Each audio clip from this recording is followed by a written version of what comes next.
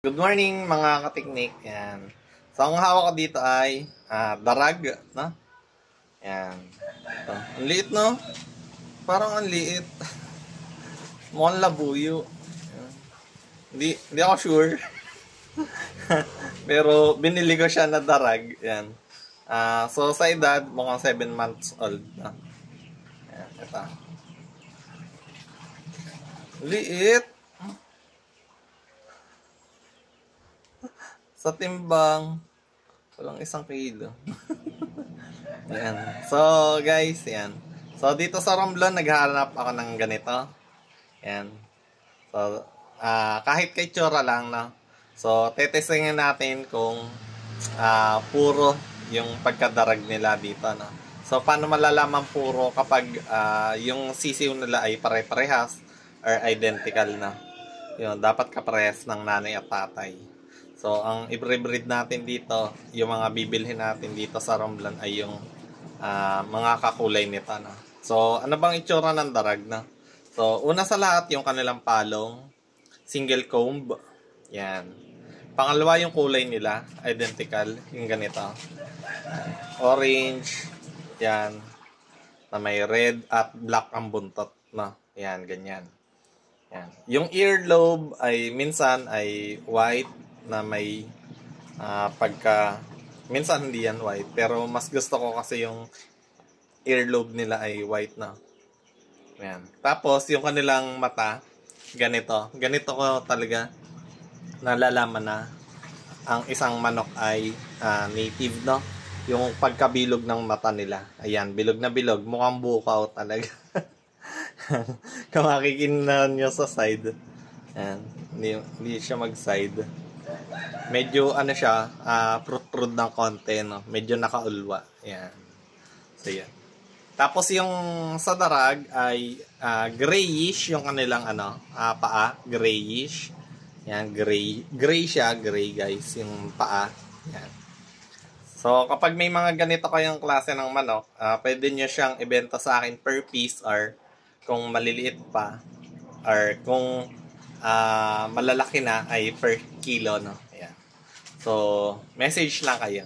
So, ang sunod nating ipapakita ay yung babae, kung anong itsura ng babae. So, ganito ang itsura ng mga lalaki, no? Maliliitan talaga kayo, no? Pag mga purong darag talaga ay maliliit na, guys. Pero palalakihin natin siya, true breeding, no? Yan. Mag-breed tayo hanggang sa lumaki ng lumaki.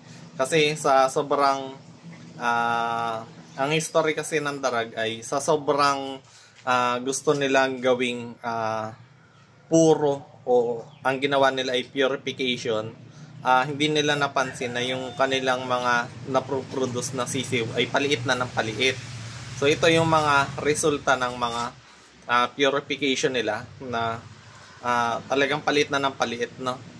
Dati kasi ang mga lalaki ay umaabot ng 1.5 kilograms, tapos ang babae naman ay 1.3 kilograms. Ngayon, siguro malaki-laki na ang 1 kilograms na manok ng darag. So, papalakihin ulit natin. Hindi siya magiging madali. Matagal talaga siyang na process ang pagpapalaki ng darag, no? O yung kanilang build. So, ganito yung build na ng darag. May nakikita naman ako mas malaki pa dito na mga darag. Yun. So, ang sunod na natin ay yung babae. Okay. So, ito ang babae na darag, ng puro darag, no? Maliit lang siya. Ito naman ay ang edad nito ay nasa more than 5 months old na. Ito. So, ang timbang niya ngayon ay medyo mabigat-bigat na siya, guys, simula nung una kong kinuha, no? Yan. Siguro nasa less than 1 kilo na ito, ano? So, malapit-lapit na siyang mag-breed, no? Yan. So, maliit lang talaga siya, guys. Halos 1 kamay ko lang. Tapos, ang pagkakaiba pala ng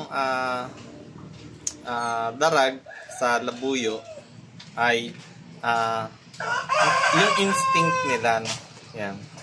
Kaya mas gusto ko ang darag kaysa sa labuyo, kasi masyadong mailap yung yung labuyo, no? Ayan. So, ganito ang kulay naman ng mga babae. Yan, partridge siya, partridge. Tapos may yellow dito. Or, yellow to orange. Yan. Tapos mahaba yung kanilang palong. Ganito, mahaba dapat yung palong nila. Tapos ganun pa rin yung mata. Mukhang bukaw. Yan. Yung bilog na medyo nakaluwa ng bahagya, no? Yan. Yan yung mga native. Yan. Kilala pagiging native. Tapos yung earlobe ay yan, medyo maputi na bahagya.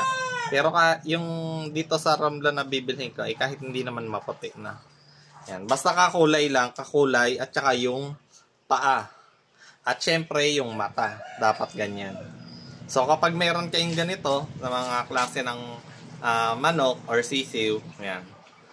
Message lang kayo. So ang bili ko sa mga per piraso na less than 1 kilo ay 200. Tapos pag per kilo, message na lang ako kung magkano per kilo, no. 200 to willing pa akong bayad ng mas mataas sa 200. Yan. Yan. So yun lang muna mga ka-technique. Message lang kayo kapag meron kayong mga ganitong kulay na. Yan. So ulitin ko, sa lalaki ay ganon ang kulay, sa orange red na mahaba ang palong, single comb. Dapat single comb, importante yung single comb. Medyo bukaw siya. Yung bilugan na medyo ulwa ang mata. Ganito ang kulay, no? Yan, ganyan. Yan. Tapos yung paa, dapat gray. Yan, okay? So, yun lang. Bye-bye.